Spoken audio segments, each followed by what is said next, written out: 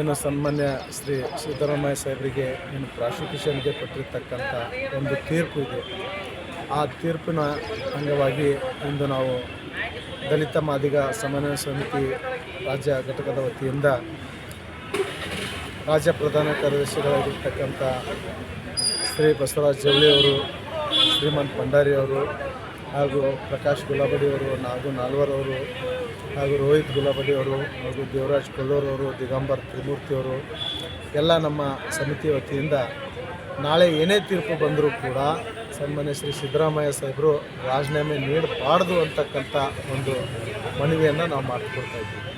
ಇಡೀ ರಾಜ್ಯದಲ್ಲಿ ಯಾವುದೇ ಜಾತಿ ಜನಾಂಗದವರಿರಲಿ ಅವರೆಲ್ಲರೂ ಕೂಡ ಮುಖ್ಯವಾಹಿನಿಗೆ ಬರಬೇಕು ಅಂತಕ್ಕಂಥ ಒಂದು ಹಿತದೃಷ್ಟಿಯಿಂದ ಆಡಳಿತವನ್ನು ನಡೆಸ್ತಿರ್ತಕ್ಕಂಥ ಸನ್ಮಾನ್ಯ ಶ್ರೀ ಸಿದ್ದರಾಮಯ್ಯ ಅವರು ಇಲ್ಲಿ ತನಕ ಯಾವುದೇ ರೀತಿಯಾದಂಥ ಒಂದು ಕಪ್ಪು ಚುಕ್ಕಿ ಇಲ್ಲದೆ ಎಲ್ಲರಿಗೂ ಕೂಡ ಏನು ಡಾಕ್ಟರ್ ಬಾಬಾ ಸಾಹೇಬ್ ಅಂಬೇಡ್ಕರ್ ಆಗಿರ್ಬೋದು, ಜಗಜ್ಯೋತಿ ಅಣ್ಣ ಬಸವಣ್ಣನವರಾಗಿರ್ಬೋದು, ಹೀಗೆ ದೊಡ್ಡ ದೊಡ್ಡ ಮೇಧಾವಿಗಳೇನು ಕನಸು ಕಂಡಿದ್ರು ಈ ಒಂದು ನೆಲದಲ್ಲಿ ಸರ್ವರಿಗೂ ಕೂಡ ಸಮಪಾಲು ಸಮಬಾಳು ಇರಬೇಕು ಅಂತಕ್ಕಂಥ ಏನು ಕನಸನ್ನು ಕಂಡಿದ್ರು, ಆ ಕನಸನ್ನು ನನಸು ಮಾಡುವಂಥ ನಿಟ್ಟಿನಲ್ಲಿ ಒಂದು ರಾಜಕಾರಣಕ್ಕೆ ಬಂದಿರತಕ್ಕಂಥ ಒಬ್ಬ ಅಪ್ಪಟ ಏನು ದೇಶಾಭಿಮಾನಿ ಆಗಿರ್ಬೋದು, ಅಪ್ಪಟ ಎಲ್ಲ ಜಾತಿ ಜನಾಂಗದವರಿಗೂ ಮುಖ್ಯವಾಹಿನಿಗೆ ತರ್ತಕ್ಕಂಥ ಒಬ್ಬ ನಾಯಕ ಸನ್ಮಾನ್ಯ ಶ್ರೀ ಸಿದ್ದರಾಮಯ್ಯ ಸಾಹೇಬರಿಗೆ ಏನೇ ಒತ್ತಡ ಬಂದರೂ ಕೂಡ, ಯಾಕಂತೇಳಂದರೆ ನಾವು ಈ ರಾಜ್ಯದ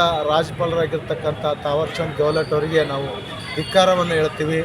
ಯಾಕಂತೇಳಂತಂದರೆ ಪ್ರಾಸಿಕ್ಯೂಷನ್ಗೆ ಅನುಮತಿ ಕೊಡಬೇಕು ಅಂತಕ್ಕಂಥ ಹಲವಾರು ಜನರ ಮೇಲೆ ದೂರ ನಿದ್ದರೂ ಕೂಡ ಈ ಒಂದು ದೇಶದ ಒಬ್ಬ ಕೇಂದ್ರ ಸಚಿವ ಆಗಿರ್ತಕ್ಕಂಥ ಸನ್ಮಾನ್ಯ ಶ್ರೀ ಏನು ಕುಮಾರಸ್ವಾಮಿ ಅವ್ರ ಮೇಲೆ ದೂರಿದೆ, ಏನು ಮಾಜಿ ಸಚಿವರುಗಳಾಗಿರ್ತಕ್ಕಂಥ ನಿರಾಣಿ ಅವ್ರ ಮೇಲೆ ದೂರಿದೆ, ಶಶಿಕಲಾ ಜೊಲ್ಲೆ ಅವ್ರ ಮೇಲೆ ದೂರಿದೆ, ಹೀಗೆ ಹಲವಾರು ನಾಯಕರುಗಳ ಮೇಲೆ ದೂರಿದ್ದರೂ ಸಹ ಏನು ಈ ರಾಜ್ಯದ ಮುಖ್ಯಮಂತ್ರಿ ಆಗಿರ್ತಕ್ಕಂಥ ಸಿದ್ದರಾಮಯ್ಯ ಅವರಿಗೆ ಕೂಡ ಪ್ರಾಸಿಕ್ಯೂಷನ್ಗೆ ಅವರು ಒಬ್ಬರಿಗೆ ಮಾತ್ರ ಕೊಟ್ಟಿರ್ತಕ್ಕಂಥದ್ದು ನಮ್ಮ ವಿರೋಧ ಇದೆ. ಏನೇ ತೀರ್ಪು ಬಂದರೂ ಕೂಡ ಯಾವುದೇ ಕಾರಣಕ್ಕೂ ಕೂಡ ಸಿದ್ದರಾಮಯ್ಯ ಸಾಹೇಬರು ರಾಜೀನಾಮೆ ನೀಡಬಾರ್ದು, ಸುಪ್ರೀಂ ಕೋರ್ಟ್ಗೆ ಮೊರೆ ಹೋಗಬೇಕು ಅಂತಕ್ಕಂಥದ್ದನ್ನು ಇಲ್ಲಿ ನಾವು ಮನವಿಯನ್ನು ಮಾಡಿಕೊಳ್ತಾ ಇದ್ದೀವಿ. ಬರುವಂಥ ದಿನಗಳಲ್ಲಿ ಏನು ತೀರ್ಪು ವಿರುದ್ಧವಾಗಿ ಬಂದರೂ ಕೂಡ ರಾಜ್ಯಪಾಲರ ವಿರುದ್ಧ ನಾವು ಹೋರಾಟ ಮಾಡ್ತೀವಿ. ಯಾಕೆ ಹೋರಾಟ ಮಾಡ್ತೀವಪ್ಪ ಅಂತೇಳಂತಂದರೆ ಇನ್ನೂ ಹಲವಾರು ರಾಜಕಾರಣ ಮಾಡ್ತಿರ್ತಕ್ಕಂಥವ್ರ ಮೇಲೂ ಕೂಡ ದೂರಿದೆ, ಅವರಿಗೂ ಕೂಡ ಪ್ರಾಸಿಕ್ಯೂಷನ್ಗೆ ಕೊಡಬೇಕು. ಒಂದು ವೇಳೆ ತೀರ್ಪು ಸಿದ್ದರಾಮಯ್ಯ ಅವರ ಪರವಾಗಿ ಬಂದರೂ ಕೂಡ ರಾಜ್ಯಪಾಲರ ವಿರುದ್ಧ ಹೋರಾಟ ಮಾಡ್ತೀವಿ. ರಾಜ್ಯಪಾಲರನ್ನು ಹಟಾವ್, ಈ ರಾಜ್ಯವನ್ನು ಬಚಾವ್ ಅಂತೇಳಿ. ಯಾಕಂತೇಳಿದ್ರೆ ಪರ ತೀರ್ಪು ಬಂದರೆ ಇವರು ರಾಜಕೀಯ ಕೈಗೊಂಬೆಯಾಗಿ ಕೆಲಸ ಮಾಡ್ತಾ ಇದ್ದಾರೆ ಅಂತಕ್ಕಂಥದ್ದು ಜಗಜ್ಜಾಹೀರಾಗಿದೆ. ವಿರುದ್ಧ ತೀರ್ಪು ಬಂದರೆ ಇವರು ಎಲ್ಲ ಇನ್ನುಳಿದಿರ್ತಕ್ಕಂಥ ರಾಜಕಾರಣಿಗಳ ಮೇಲೂ ಕೂಡ ಪ್ರಾಸಿಕ್ಯೂಷನ್ಗೆ ಅನುಮತಿ ನೀಡಬೇಕು. ಅದಕ್ಕಾಗಿ ನಾಳೆ ನಡೆಯುವಂಥ ತೀರ್ಪು ಏನಾದರೂ ಕೂಡ ನಾವು ಸನ್ಮಾನ್ಯ ಶ್ರೀ ಸಿದ್ದರಾಮಯ್ಯ ಸಾಹೇಬರಿಗೆ ಬೆಂಬಲವಾಗಿ ನಿಲ್ತೀವಿ.